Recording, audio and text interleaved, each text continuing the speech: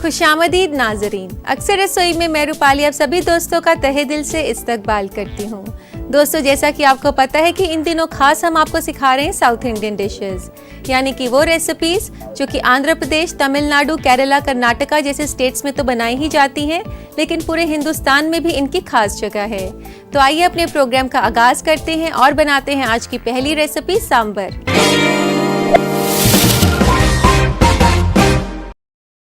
सांबर बनाया जाता है दाल को बाकी मसालों के साथ पकाकर।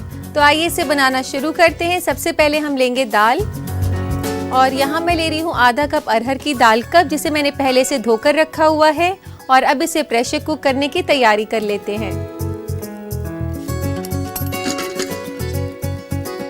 एक प्रेशर कुकर में डालें आप 3.5 कप पानी के।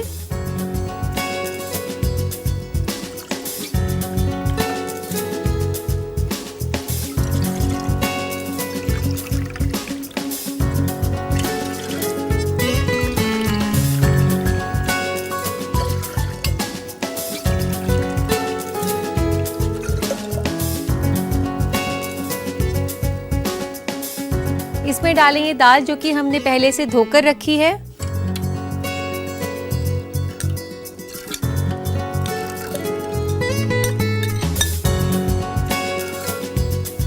और इसको अच्छे से मिला लें।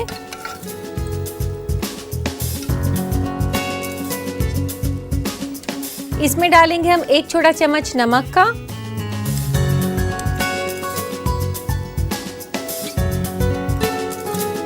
1/4 चम्मच हल्दी पाउडर, और इसी के साथ हम डालेंगे कुछ सब्जियां।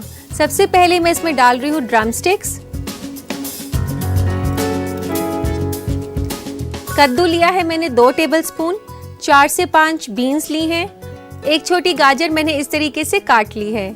इन सभी चीजों को डालेंगे हम दाल के साथ उबालने के लिए।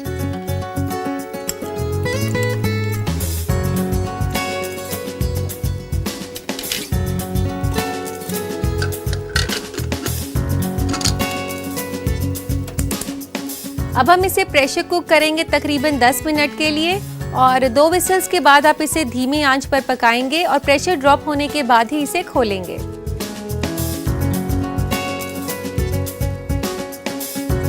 दाल को धीमी आंच पे रखे हुए मुझे 10 मिनट हो चुके हैं, तो अभी गैस बंद कर देते हैं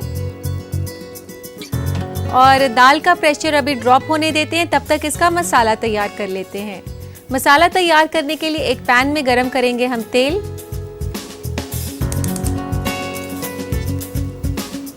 यहाँ मैं डाल रही हूँ 2 टेबलस्पून तेल के। तेल को हल्का सा गरम होने दें। अब हम इसमें डालेंगे साबुत लाल मिर्च 1 से 2, इस तरीके से तोड़कर आप डाल दें। सरसों के कुछ दाने तकरीबन आधा छोटा चम्मच,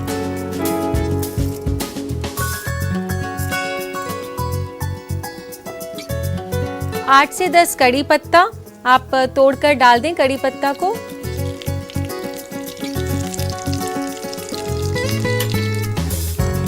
इसी के साथ डाल दें अदरक और लहसुन, 1 छोटा चम्मच अदरक का, 1 छोटा चम्मच लहसुन,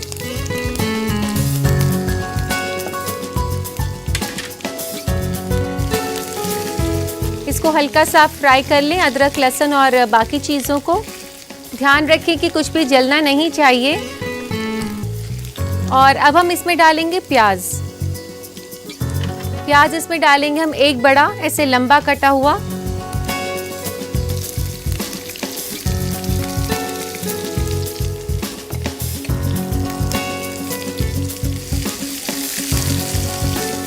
प्याज को आप हल्का सुनहरा होने तक पका लें। साउथ इंडिया में काफ़ी कॉमन डिश है सांबर, और आपको हर स्टेट में देखने को मिल जाएगा। और ये तकरीबन हर मील के साथ सर्व किया जाता है। नाश्ते में अगर इडली खाते हैं तो उसके साथ भी सांबर सर्व किया जा सकता है, और अगर आप दोपहर में कोई मील खा रहे हैं तो उसके साथ भी किया जा सकता है।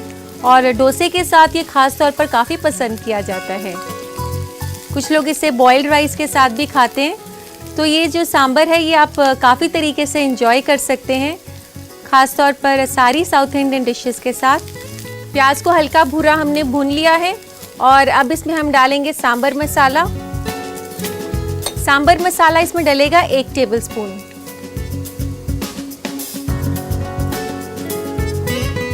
और सांबर मसाला के साथ ही हम इसमें डाल देंगे पानी। 1/4 कप पानी मैंने यहाँ पर डाल दिया।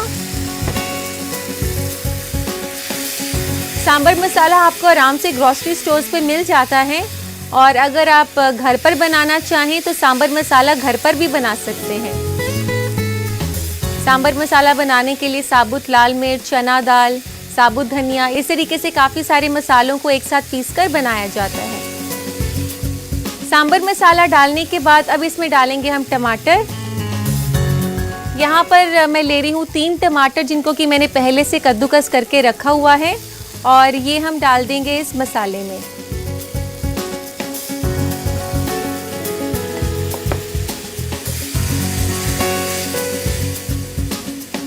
इस मसाले को आप तब तक पका लें जब तक कि टमाटर जो है तेल ना छोड़ दें। इस मसाले को आप तब तक पका लें जब तक कि ये मसाला तेल ना छोड़ दे। मसाला भुनने के बाद अब इसमें डाला जाएगा इमली का पल्प। यहाँ मैंने पहले से इमली का पल्प तैयार करके रखा हुआ है। आप इमली को भिगा लें गर्म पानी में। इसके लिए मैंने तकरीबन 1 टेबलस्पून इमली गर्म पानी में भिगाई थी और भिगाने के बाद उसे अच्छे से मसल कर इस तरीके से छान कर पल्प निकाल लिया। और ये इमली का पल्प जो है मैं इसमें डाल रही हूँ।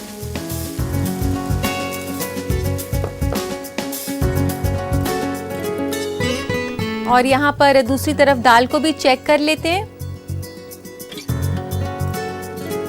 इसका प्रेशर जो है ड्रॉप हो चुका है और अब इसे हम खोल सकते हैं।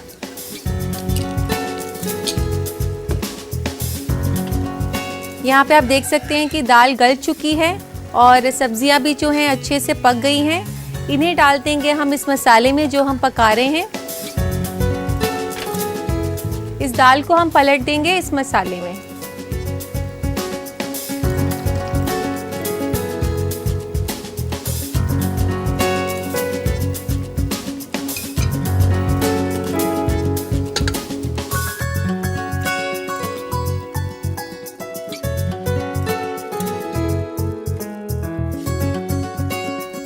दाल डालने के बाद अब हम इसमें डालेंगे नारियल का दूध 1 टेबलस्पून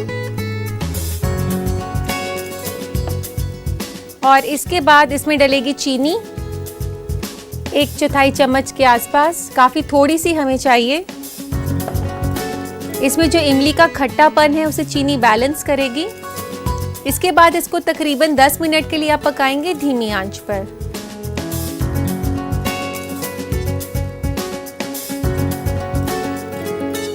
यहाँ पर जो है सब कुछ अच्छे से मिक्स हो चुका है दाल के साथ। और अब इसमें डालेंगे हम गरम मसाला। गरम मसाला आधा छोटा चम्मच। इसी के साथ धनिया के कुछ पत्ते 1 टेबलस्पून के आसपास बारीक काटकर।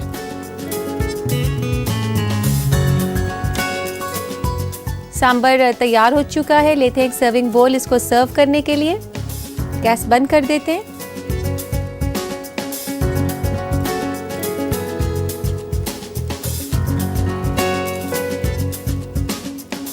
सांबर जो है साउथ इंडिया की तो पॉपुलर डिश है ही। नॉर्थ इंडिया में भी लोग इसे काफ़ी पसंद करते हैं और नॉर्थ इंडिया में भी रेस्टोरेंट में आपको आराम से देखने को मिल जाएगा सांबर। तो लीजिए दोस्तों, बनकर तैयार है बेहद ही लजीज सांबर।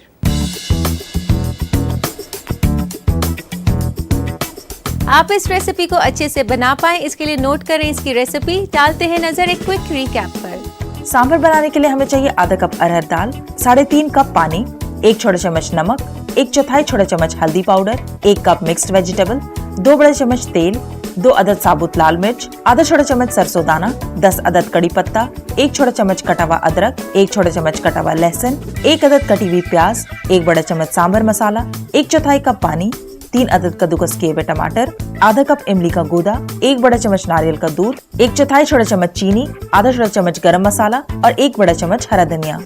सांभर बनाने के लिए सबसे पहले प्रेशर कुकर में पानी, दाल, नमक, हल्दी पाउडर और मिक्स्ड वेजिटेबल तकरीबन 10 मिनट के लिए प्रेशर कुक कर लें। इसके बाद एक पैन में तेल गरम करके इसमें साबुत लाल मिर्च, सरसों दाना, कड़ी पत्ता, कटा हुआ अदरक, कटा हुआ लहसुन और कटी हुई प्याज डालकर इसे हल्का भूरा होने तक पका लें। फिर इसमें सांभर मसाला, पानी और कद्दूकस किया हुआ टमाटर डालकर तब तक पकाएं जब तक मसाला भुन ना जाए। अब इसमें इमली का गूदा, उबली हुई दाल, नारियल का दूध और चीनी डालकर तकरीबन 10 मिनट के लिए धीमी आंच पर पकने दें। आखिर में इसमें गरम मसाला, हरा धनिया डालकर मिलाएं और इसे एक सर्विंग प्लेटर में निकालकर सर्व करें। लीजिए, तैयार है सांभर। उम्मीद करती हूँ कि आपने सांभर की रेसिपी अच्छे से लिख ली होगी। यहाँ मैं लूंगी एक छोटा सा ब्रेक। आप कहीं मत जाइएगा क्योंकि ब्रेक के बाद हम वापस आएंगे फूड ट्रेंड्स के साथ। देखते रहिए अक्सर रसोई। तो आपकी सेहत का ख्याल रखते हुए रोजाना लेकर आते हैं हम ऐसी मालूमात जो कि आपकी सेहत के नजरिए से काफी फायदेमंद है। तो आइए देखते हैं क्या है नया आज फूड ट्रेंड्स में। आजकल के नौजवान अपने वजन को लेकर काफी कॉन्शियस हैं। आज हम आपको बताएंगे कि किस तरह बिना अपनी डाइट को कम किए आप शेप में रह सकते हैं। हो सके तो खाने में ऐसा फूड लें जो लिक्विड में रिच हो, जैसे कि सूप वगैरह, क्योंकि रिसर्च से ये पता लगाया गया है कि सॉलिड फूड लेने के बजाय लिक्विड फूड आपके बढ़ते वजन को काबू में रखता है।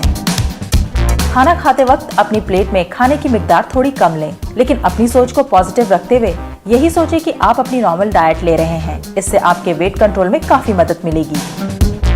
अगर लो फैट खाना ही काफी फिलिंग हो तो हम हाई फैट फूड को लेने से बच सकते हैं। इसलिए फाइबर में रिच प्रोडक्ट्स जैसे कि ओट मिल या ब्राउन ब्रेड को अपने खाने में शामिल करें। मिल्क, बटर और क्रीम जैसे डेयरी प्रोडक्ट जिनमें फैट ज्यादा होता है, इन्हें अवॉइड करके जूस और शुगर फ्री ड्रिंक्स को लें। ये आपकी बढ़ती चर्बी को कम करके आपको फिट और स्मार्ट दिखने में मदद करेंगे। फूड ट्रेंड्स के बाद दोस्तों वक्त है प्रोग्राम में आपके खतूत शामिल करने का। तो लेते हैं आज का पहला खत। पहला खत हमें भेजा है चित्रा ने असम से। ये पूछ रही है कि मेथी के क्या क्या फायदे हैं। चित्रा देखिए, मेथी के काफी ज्यादा फायदे हैं। सबसे पहले तो ये काफी रिच सोर्स है विटामिन सी का। इसी के साथ डायबिटीज के मरीजों के लिए भी ये काफी फायदेमंद है। ये ब्लड शुगर लेवल्स को कंट्रोल रखने में काफी हद तक मदद करती है। इसके अलावा मेथी में डाइजेस्टिव प्रॉपर्टीज होती हैं जो कि खाना पचाने में मदद करती हैं। स्किन प्रॉब्लम्स के लिए भी मेथी काफी फायदेमंद है। उम्मीद करती हूँ कि आप मेथी के फायदों से वाकिफ हो गई होंगी। दूसरा खत हमें भेजा है महिमा ने फिरोजपुर पंजाब से। ये कह रही है कि क्या सर्दियों में मैं मौसमी का जूस पी सकती हूँ। महिमा, मैं आपको बताना चाहूँगी कि मौसमी की तासीर ठंडी होती है, इसलिए कोशिश करें कि सर्दियों में मौसमी का जूस ना पिएं। अगर आप जूस पीना ही चाहती हैं तो आप संतरे का जूस ले सकती हैं जो कि काफ़ी रिच होता है विटामिन सी में। ये आपकी स्किन प्रॉब्लम्स को भी काफ़ी हद तक सॉल्व करता है और इसी के साथ आपको काफ़ी इम्यूनिटी भी देता है। उम्मीद करती हूँ कि आप मेरे बताए गए टिप्स को फॉलो करेंगी। यहाँ मैं लूँगी एक छोटा सा ब्रेक। आप कहीं मत जाइएगा, मैं यूँ गई और यूँ आई। हिंदुस्तान में आपको कई तरीके की वैरायटी का खाना देखने को मिल जाएगा। जहाँ एक तरफ लखनऊ में लोग नॉनवेज खाना पसंद करते हैं तो दूसरी तरफ साउथ इंडिया में लोग चावल खाना बेहद पसंद करते हैं। तो हमारी अगली रेसिपी चावल की है। हम बनाने जा रहे हैं लेमन राइस। लेमन राइस बनाए जाते हैं चावल को नींबू के साथ मिलाकर। तो आइए इसे बनाना शुरू करते हैं। सबसे पहले एक पैन में मैं डाल रही हूँ तेल। 2 टेबलस्पून तेल मैंने यहाँ पर डाल दिया है तकरीबन। तेल गर्म होने के बाद अब इसमें डालेंगे हम साबुत लाल मिर्च। इस तरीके से 2 साबुत लाल मिर्च मैं यहाँ पर डाल रही हूँ तोड़कर। इसी के साथ हम डालेंगे इसमें सरसों सीड्स, आधा छोटा चम्मच, अदरक बारीक कटा हुआ 1 छोटा चम्मच,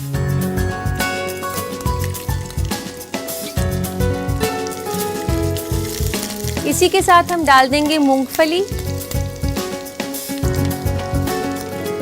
1 बड़ा चम्मच मूंगफली का, 1 बड़ा चम्मच चना दाल जिसे मैंने पहले से 15 मिनट के लिए गर्म पानी में भिगाकर रख दिया था।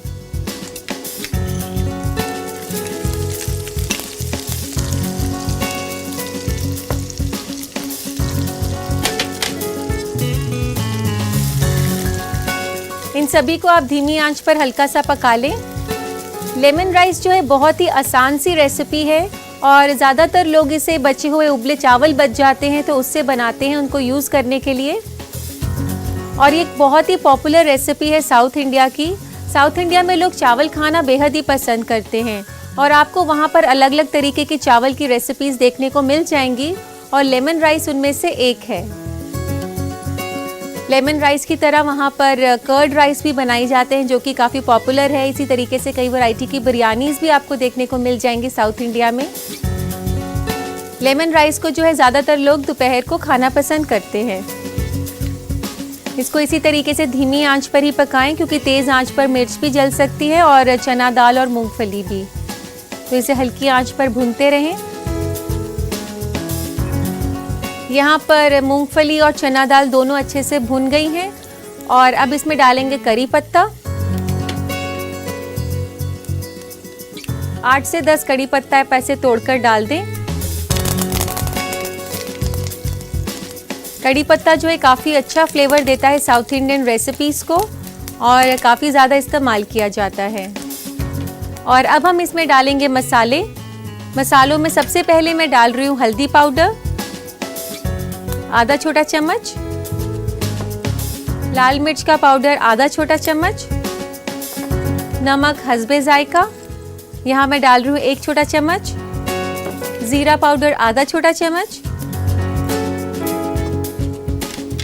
और इसी के साथ नींबू का रस 1 से 2 बड़े चम्मच। नींबू का रस डालते ही हम इसमें डाल देंगे उबले हुए चावल और यहाँ मैंने 1 कप चावल पहले से उबाल कर रखे हुए हैं।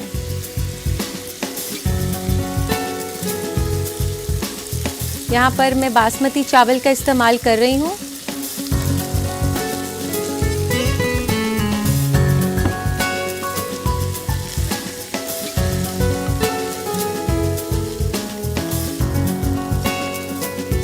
कभी भी आपके पास अगर बचे हुए चावल हों जो आप इस्तेमाल करना चाहते हो तो उन्हें इस तरीके से लेमन राइस बनाकर यूज़ कर सकते हैं। इसको अच्छे से मिला दें। इसको अच्छे से मिलाने के बाद अब इसमें हम डालेंगे बारीक कटा हुआ धनिया। 1 बड़े चम्मच के आसपास इसमें धनिया डाल दें बारीक कटा हुआ।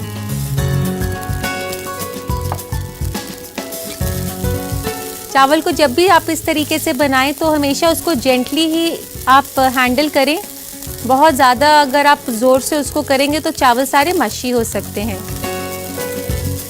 चावल यहाँ पर तैयार हो चुके हैं, गैस बंद कर देंगे और अब इसमें डालेंगे हम गरम मसाला। इसको भी आप अच्छे से मिला दें। अब लेते हैं एक सर्विंग प्लेटर इसको सर्व करने के लिए।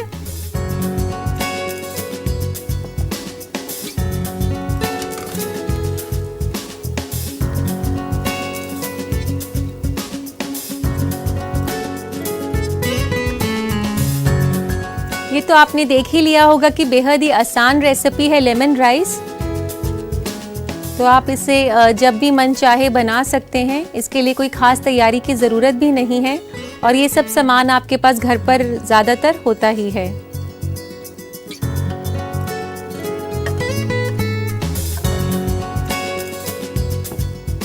इसे गार्निश कर देंगे अब हम और गार्निशिंग के लिए मैंने ये लाल मिर्चें थोड़ी ऊपर करके रख दी हैं और इसी के साथ हम लगा देंगे कड़ी पत्ता।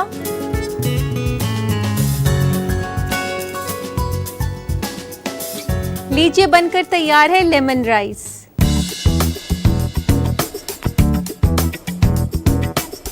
लेमन राइस को अपने बावर्ची खाने में बनाने के लिए नोट करें इसकी रेसिपी। डालते हैं नजर रिकैप पर। लेमन राइस बनाने के लिए हमें चाहिए 1 कप उबले हुए चावल, 2 बड़ा चम्मच तेल, 2 अदद साबुत लाल मिर्च, आधा छोटा चम्मच सरसों दाना, 1 छोटा चम्मच कटा हुआ अदरक, 1 बड़ा चम्मच मूंगफली, 1 बड़ा चम्मच चना दाल, 10 अदद कड़ी पत्ता, आधा छोटा चम्मच हल्दी पाउडर, आधा छोटा चम्मच लाल मिर्च का पाउडर, 1 छोटा चम्मच नमक, आधा छोटा चम्मच जीरा पाउडर, 2 बड़ा चम्मच नींबू का रस, 1 बड़ा चम्मच हरा धनिया और 1 चुटकी गरम मसाला। गार्निश के लिए हमें चाहिए 4 अदद कड़ी पत्ता। लेमन राइस बनाने के लिए सबसे पहले एक पैन में तेल, साबुत लाल मिर्च, सरसों दाना, कटा हुआ अदरक, मूंगफली और चना दाल डालकर धीमी आंच पर पका लें। इसके बाद इसमें कड़ी पत्ता, हल्दी पाउडर, लाल मिर्च पाउडर, नमक, जीरा पाउडर, नींबू का रस, उबले हुए चावल हरा धनिया और गरम मसाला डालकर तमाम इंग्रेडिएंट को अच्छी तरह मिलाएं और कुछ देर बाद गैस बंद कर दें। तैयार हो जाने पर इसे एक सर्विंग प्लेटर में निकालकर कड़ी पत्ते से गार्निश करें। लीजिए तैयार है लेमन राइस।